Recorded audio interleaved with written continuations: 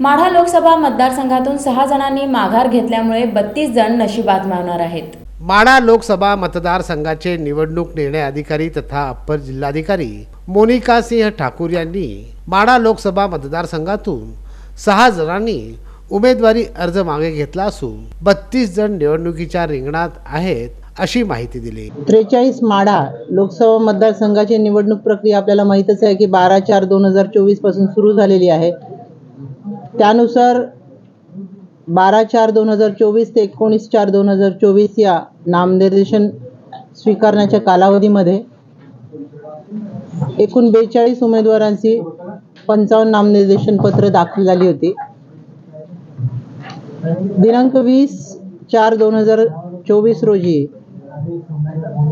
या नामनिर्देशन पत्रांची छाननी होऊन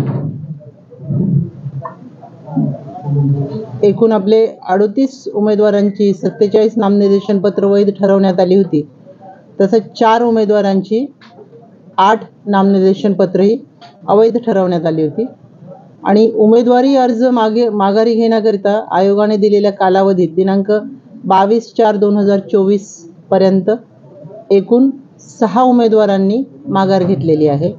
सोमवारी उमेदवारी अर्ज घेण्याचा शेवटचा दिवस होता। 6 जणांनी उमेदवारी अर्ज मागे घेतले असून 32 जण निवडणुकीच्या रिंगणात राहणार असून माढा लोकसभा मतदारसंघात 19,96,100 मतदार असून 2030 मतदान केंद्रे असून 18 मतदान केंद्र ही संवेदनशील असून 1027 मतदान केंद्रावर वेबकास्टिंग करण्यात येणार असल्याचंही अप्पर जिल्हाधिकारी मोनिका सिंह ठाकूर यांनी सांगितलं।